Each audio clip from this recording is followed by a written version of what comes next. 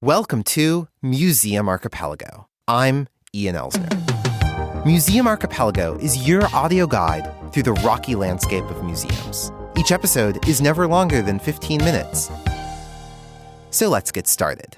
Sometimes a historical event is all about the branding.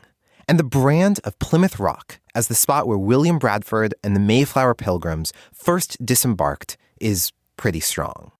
In the American tradition that I grew up learning, the rock symbolized the Pilgrims' arrival in what is now the United States, and the beginning of their interactions with the native nations who live nearby.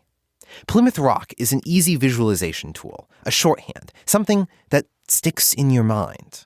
But the Mayflower didn't first land on Plymouth Rock, or even anywhere near what is now Plymouth, Massachusetts. Its first 5 weeks on this continent, which included the signing of the Mayflower Compact, happened in a bay on the other side of Cape Cod, near a city now called Provincetown. I grew up in Provincetown, and when you grow up in Provincetown and it's all you know, it's all you ever know. So I grew up knowing that the Pilgrims landed here, and we were always taught the importance of that, the Mayflower Compact. And to go out in the world and realize that not everyone was taught that is just fascinating. They spent 5.5 weeks here exploring our shores. There were a lot of significant moments before they realized that the terrain was just too rocky, not as protected from the weather. So they got back on the boat and headed to Plymouth. For whatever reason, in history books and when kids are taught, it really picks up at that point in Plymouth. It's really easy to compress 5 weeks, particularly if they happened 400 years ago. The quest here is not just accuracy. It's not about saying, well, actually. It's to be aware that we're all participating in historical branding, and that monuments and museums are perhaps the best brand ambassadors. Hello, my name is Courtney Hurst, and I'm president of the board at the Pilgrim Monument and Provincetown Museum. So it is interesting. Even recently, unfortunately, there was some graffiti on Plymouth Rock just last week. You know, every news feed was running it, especially here locally. And it was saying Plymouth, the landing place of the Pilgrims. So we were calling to correct people and say that's actually not true. The Provincetown Museum sits under the Pilgrim Monument, a slim granite tower that dominates the skyline of Provincetown. The monument was completed in 1910 to draw attention to the fact that the Mayflower landed here first. Good branding. As a school kid, Hurst said that the top of the tower was a great place to escape with friends. And since the museum was free, she would hang out there whenever her school was between sports seasons. But during those childhood visits, she was unaware of another type of dehumanizing branding happening in the exhibits. The whole wing used to be lined with these huge murals, almost life-size. As a kid, they felt life-size. Now that I'm taller, I see they're not, but they're big. And each one depicted a different moment in the Pilgrims' arrival and the impact on that Wampanoag Nation. So it's their first interaction, and the native people all look exactly alike. There's no definition in their faces. Their hair is exactly alike. They all look really aggressive, really angry, and that they're on the attack. The Pilgrims all have very distinct features. They're wearing different clothes, their expressions. They look almost fearful. They're cowering. They definitely look like they're being attacked. So you can even start to go layers deeper and deeper and deeper in the inaccuracies. But when you just look at it, the stereotype that it was portraying on a subconscious level. The portrayal of Wampanoag people like this isn't unique, but it serves the narrative of the Pilgrims' virtue and nobility in the face of a hostile world. Not only were they persecuted in Europe, the narrative goes, but they were also persecuted in the New World, which creates a justification for anything that happens afterwards.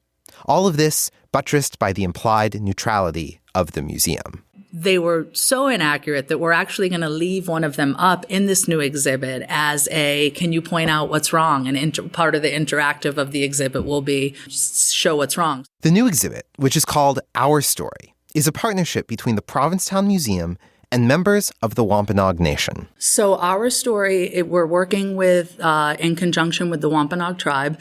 Paula Peters and Stephen Peters specifically have been the real brains behind it and the execution of it. We have learned in the last few years through working so closely with the Wampanoag tribe that a lot of the story was wrong. and that it wasn't told accurately. So we have worked with them to create a whole entire new exhibit. We've gutted the room and we're rebuilding it, and it's called Our Story. And what's interesting about it is it will be told from their perspective as far as how they were living here before the Pilgrims showed up. An example of a story from those first 5 weeks that has been told exclusively from a colonial lens is the story of Corn Hill, the spot near Provincetown where Pilgrims found stores of corn preserved by the Wampanoag. It was always positioned as they just simply found the corn, and that's how history tells it. It was actually stolen corn. It was clear the way that it was stored, the way that it was kept, that it had been put there by people. There's no way that you could have been able. They even say that in their log. So it was clear people were living here. They just hadn't come across them yet. The Our Story Gallery opens later this year to commemorate the 400-year anniversary of the Pilgrims' arrival under the initiative Provincetown 400. The initiative is planning for a much different commemoration than the 300th anniversary back in 1920. Back then, it was called a celebration, not a commemoration, and it included pageants and parades. It's not a celebration for everyone, and that it is somewhat more solemn, and that, yes, the Pilgrims came here and they did some good things, and they were brave for coming here and seeking, and that's part of the story, but it's not all to be celebrated. So we've been training ourselves for the last 2 years, even that small nuance of a word, but it's not a nuance when you see how important it is. So everything from that word choice will shift to things like we're not having a parade. That was an initial brainstorm idea. You think like Centennial, let's do a parade. And things like that, we're not going to do that because that would be seen as disrespectful, and we understand that. So the collaboration has been so tight throughout that I think it's going to feel a lot different in all those ways, I hope. But the Provincetown Museum is also in the middle of another, maybe even bigger, branding change, connecting the Pilgrim story of 400 years ago to the modern history of Provincetown. Over the past 100 years, Provincetown has attracted artists, playwrights, and the LGBT+ community. Today, Provincetown is perhaps the best-known gay resort on the U.S.'s East Coast. Hurst wants to expand who we think of as Provincetown's pilgrims. The word pilgrim has been intentionally used to describe the passengers of the Mayflower because of a passage in William Bradford's journal, therefore connecting his journey to the Christian Bible. That's good branding. But Hurst sees it as a through line to Provincetown's more recent history as well. We're hoping to reframe the word pilgrim and for it to symbolize a group of people and really what they're seeking, which is to be accepted for who they are, whatever that be, whether it's religious freedom or any freedom at all, seeking a place where they can be themselves. I think there's a sense that this board and this team are committed to telling a more accurate story of Provincetown. And the Mayflower Pilgrims were the first pilgrims to arrive here 400 years ago, and they came seeking acceptance and tolerance and freedom. And then pilgrims of all sorts have come to Provincetown shores since then. They were the first, but so many, the fishermen, the artists, the LGBTQ community, so many. So we're really hoping that we can take each of those stories, each of those pilgrim stories, and tell a cohesive history of Provincetown.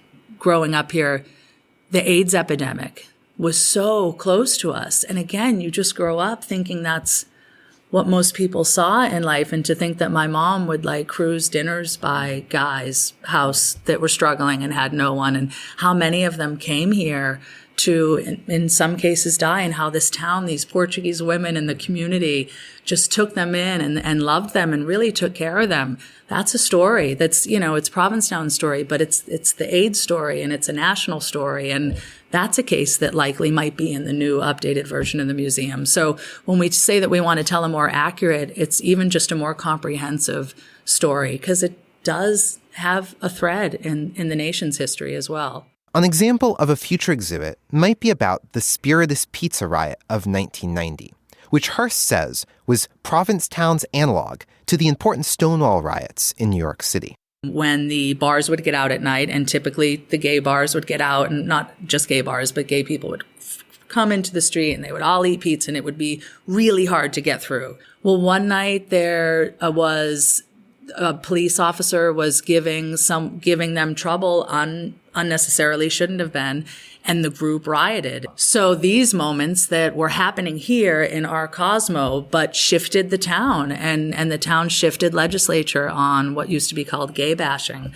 and putting more laws in place and protecting them even further. And it was this moment that for us changed perception and culture in Provincetown. Historical brands are powerful. In the same way that a single monument can shift a town's legislation for the better, a photogenic rock can diminish 5 weeks of history in the minds of millions of students.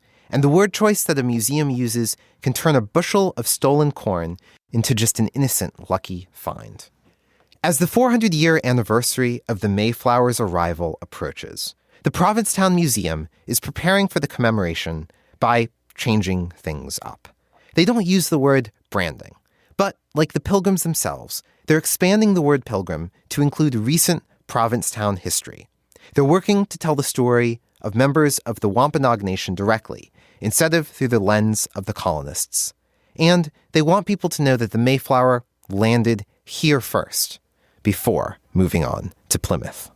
We obviously want to shine a spotlight on the fact that the Pilgrims actually landed here and the time that they spent here.